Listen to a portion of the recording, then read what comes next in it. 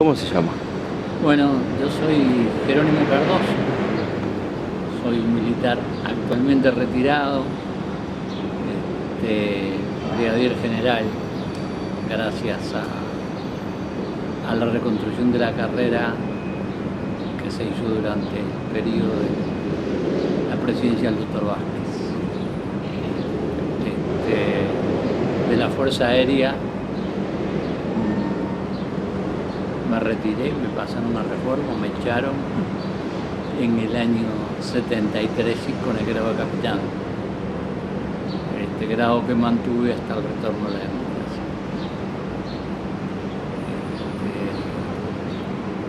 Y bueno, es decir, los motivos son conocidos.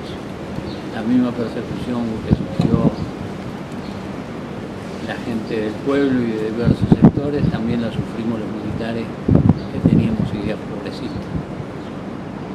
Y por eso nos vimos comprometidos en hechos que determinaron nuestro alejamiento de las Fuerzas Armadas, a pesar de que en lo íntimo, cuando uno habla con familiares o con amigos, yo me sigo sintiendo milico.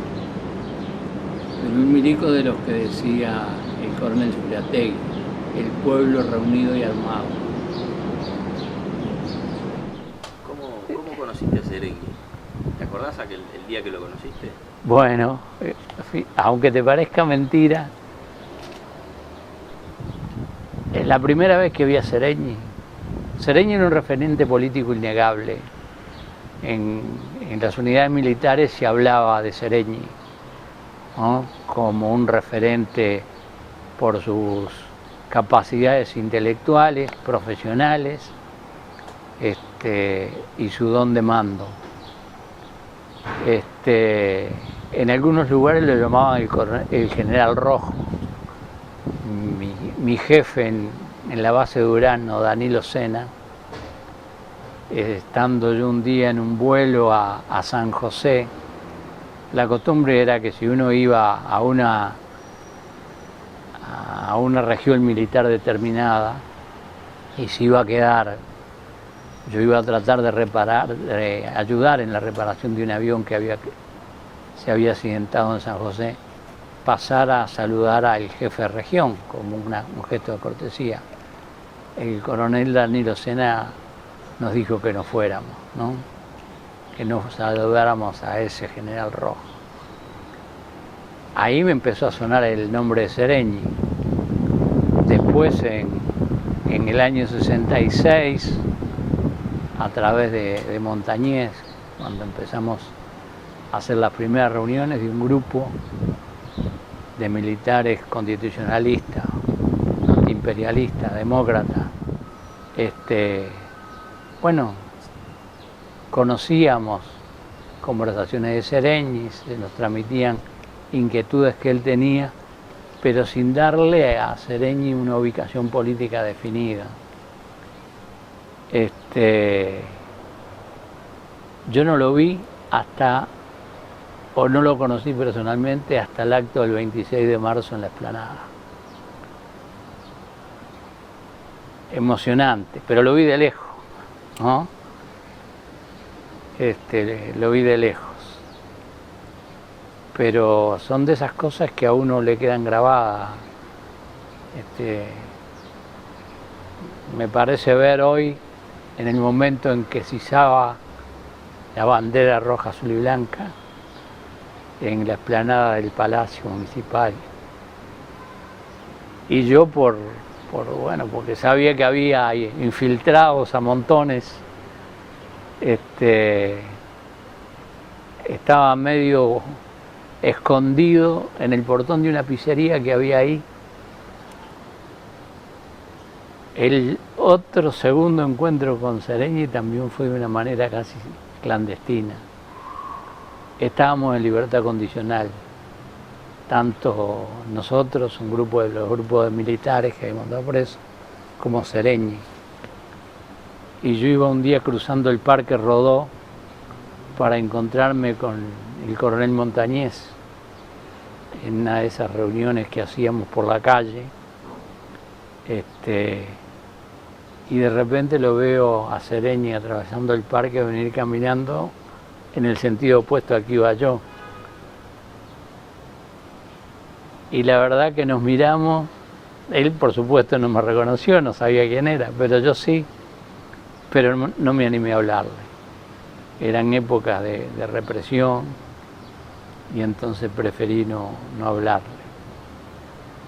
Y recién lo conocí cuando volví del exilio en el año 85.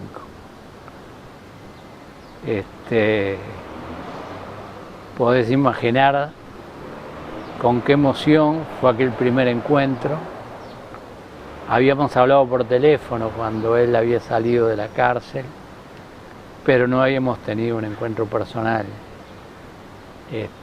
Yo le hablaba a nombre de los compañeros que estábamos en México por teléfono simplemente para saludarlo, y habíamos sí mantenido durante los años del exilio y de la prisión de Sereñi esporádicas correspondencias que se realizaban gracias a la virtud de una persona que justifica aquello que detrás de todo gran hombre hay una gran mujer. Y esa mujer fue Lili Sereñi. Lili sacaba cartas, las tengo hoy como recuerdo, papelitos muy finitos, envueltos y en el dobladillo de las polleras, ¿no? Y eso después por diversas vías nos llegaba a México. Fue así que quizás la carta más importante que recibimos fue la carta de Sereñi sobre el voto en blanco, ¿no? Que causó bastante polémica y que nosotros recibimos en México, y que lo que decía la carta para nosotros era una orden, no había forma de no cumplir con lo que la carta decía. La carta decía, aconsejaba el voto en blanco, decidía el voto en blanco, mejor dicho, y aconsejaba su pronta difusión. Cuando los hechos comprobaron luego de que el general tenía una gran razón el marcar esa presencia con esos 90.000 votos que fueron decisivos después para afianzar el frente y hacerlo crecer.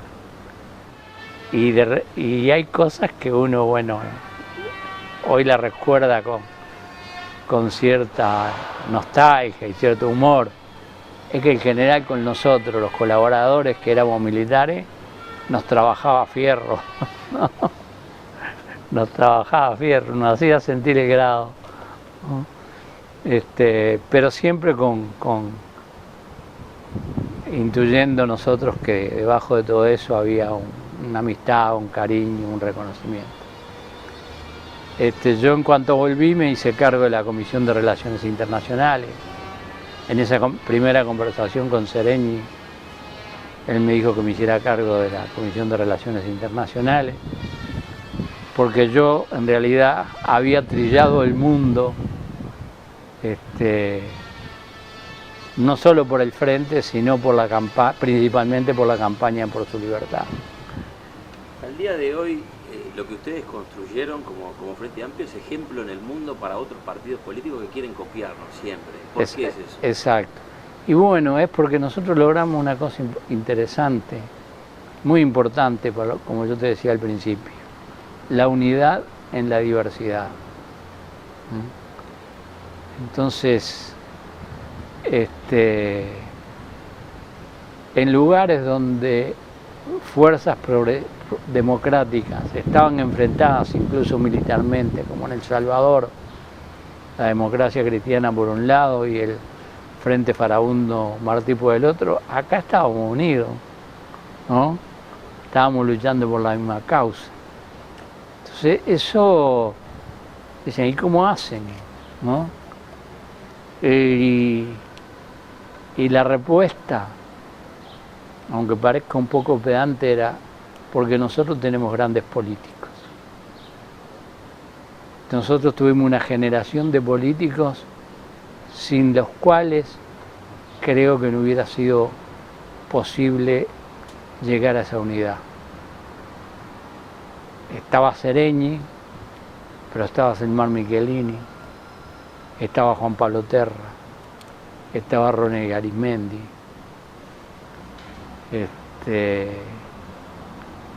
y bueno, y los compañeros Rodríguez Camuso, Álvaro Bayo, toda esa gran generación de políticos que tuvo el Frente Amplio en sus comienzos, José Pedro Cardoso, ¿no? La mesa política, Mario Benedetti, que participaba en la mesa política, la mesa política, escuchar la mesa política era una lesión siempre, ¿no? Era una lesión. Y los actos de masa eran realmente muy estremecedores, muy aleccionaban mucho a la militancia, porque teníamos oradores maravillosos. Es decir, Selmar Michelini era, aparte de su presencia, que era un tipo atractivo para las muchachas, era un orador fantástico, ¿no? Y fue un gran consejero de Seregni. Seregni le tenía mucho respeto, y creo que fue uno de los que lo convenció a Seregni, que era un vallista progresista, pero era un vallista, de aceptar la candidatura al Frente Amplio, encabezando ese proceso de unidad. Es decir, que no era fácil de digerir para muchos sectores de la izquierda. ¿Cómo un militar va a ser candidato de una fuerza progresista? Bueno, Seregni lo demostró, ¿no? Y no solamente se convirtió en un referente para los uruguayos, sino un referente a nivel, no te diría mundial porque sería exagerarlo, pero sí sudamericano y con mucho reconocimiento en países europeos. Tanto es así que se convirtió en el preso símbolo de la lucha contra las dictaduras en el exterior. ¿Qué es la mística frente amplista? ¿Se puede explicar o solo se puede sentir? Es una linda pregunta, pero yo creo que se siente, ¿no? Pero se siente a partir de haberse generado, porque yo me acuerdo en esos tiempos, en los tiempos del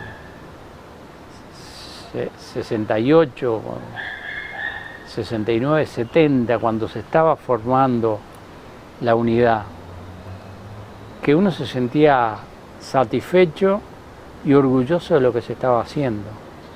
Y eso fue haciendo generar una mística,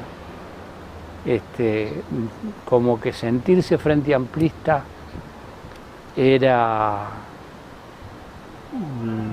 una contribución a la salida de una situación que ya era insostenible, de un país que se venía cayendo a pedazos.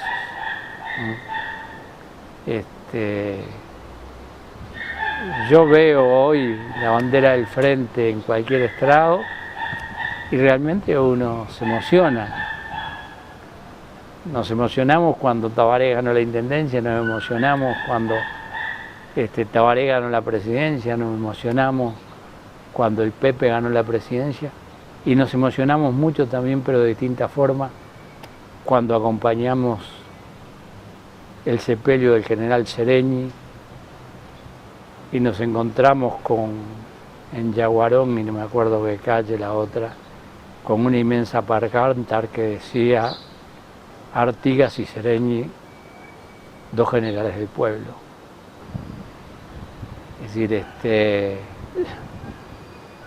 yo me acuerdo, y lo recuerdo con mucha estima y mucho cariño, que el presidente Chávez, cuando yo fui embajador en Venezuela y gozaba de una amistad personal con él que iba más allá de lo diplomático y lo formal, me decía, yo quiero hacer una fuerza como el Frente Amplio, tráeme los documentos. Y yo le decía, mira Hugo, el Frente Amplio tal como está es irrepetible. Si yo te traigo el reglamento de organización que hicieron entre Bareiro y Botinelli, acá terminan todas las trompadas, ¿no? Porque es irrepetible, ¿no? Es decir, cada país se tiene que dar la conformación de acuerdo a su propia idiosincrasia. Sin embargo, el Frente Amplio siempre llamó la atención. En Europa, yo recorrí muchas veces Europa buscando solidaridad, llegando a los lugares más insólitos, y bueno, y la experiencia del Frente Amplio en muchos de esos países era conocida, y nos preguntaban cómo llegamos a eso. Y era muy difícil de explicar, ¿no? O mejor dicho, era muy difícil de entender, muy difícil de entender. Como de siempre decía el general Sereñi, la tarea aún está inconclusa.